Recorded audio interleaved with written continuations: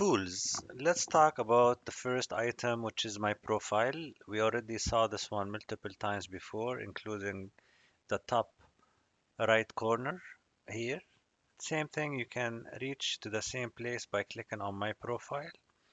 It will give you the main information on top.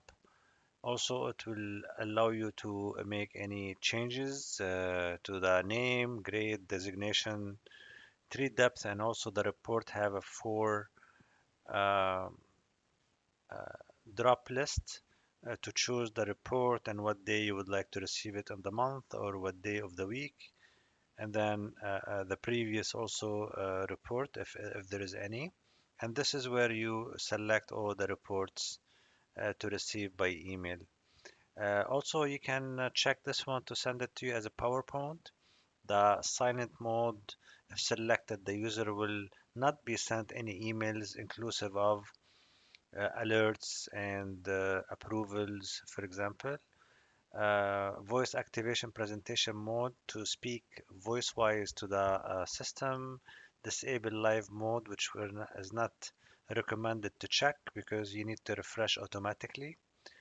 And then also follow me to if ticked, the team screen will only show the ancestors and immediate children of the selected team in the hierarchy. Okay, so this is my profile again. The most important one to start uploading the data for the first time is Quickset.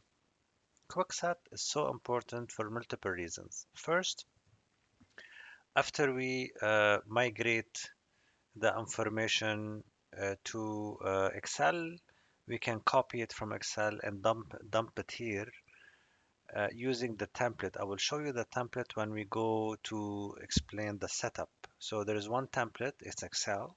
You download, you populate, and then from there you can just copy paste and just paste whatever you need. Uh, we prefer to use this one for multiple reasons. First of all, to upload the data for the first time. Also, later on, the only the system owner will have access to this screen. Okay, so if we need to show to change the three item that we talked about early on, frequency, direction, and then also weight, we have to do it here. It's not allowed the KPI owner to change, for example, the weight midway. So it have to be double clicked and be changed to 2x, which is more important weight than the 1x as a KPI. Or the direction, we can change it from decrease is better to increase is better. And also the frequency, we can change it to from a monthly to quarterly, but this is also will wipe all the January, February, for example, months, because now we went to a quarterly and quarterly only March and not January, February. So we have to be very careful here. What do we do? Uh, the first column will tell you if the KPI is approved or not. And to be able to upload it, you upload it as the word true. TRUE, true, mean approved. Okay, so just remember, if you want to upload and the approved is checked, then call it true. Okay, all the rest is very easy to do, the perspectives and so other things. Okay, so this is called uh, a quick set. I don't usually like to use it to delete a KPI or to add a KPI. Okay, so this is one time upload and then adjusting a few things here and there. If I want to add any KPI, I will go to the maintain screen. This is much better. That's much better.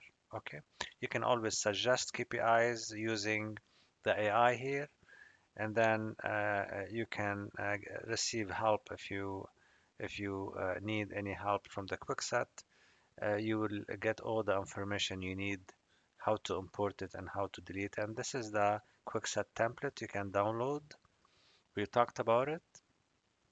So this is the latest Quickset Excel that you populate, then you just highlight like this and then dump in this quick set. Okay. Moving backward to our tools, we can explain unlock for the planning, and then also for the actual. Let's see, let's give, for example, the CEO team. Now I'm in the CEO team. You always have to remember which team are you in. And then for the CEO, I need to give them 1 extra week to add the plan because they forgot to add the plan. So I will just say from here to here for 10 days or so, I'm applying to open a window for them to change or to add any data for the plan and reason, let's say CEO approved, approval, done. Okay, so we just add the submission rules. Now people will have access to add planning information for this 1 extra week. Sometimes use it for finance because finance is always late in uploading their plan and also actual. The same thing could be done to upload the actual. Usually we have a default. For example, on the seventh day, uh, all people or all employees, managers need to update the system, but sometime we need to extend it, let's say by 3 days or 1 week from 24 to 27. We apply and also we give a reason, we say approved, approval done. Okay. And then we add this actual submission rule.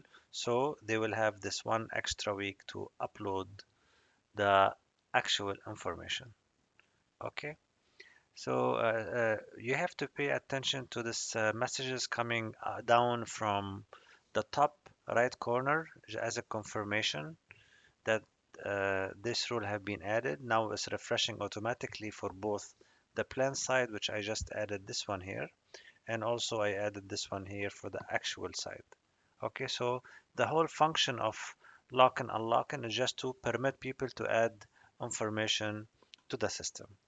Also, we have inactivate. Inactivate is when you want the information to stay in the system, but you wanted to make it inactive so it will not show up.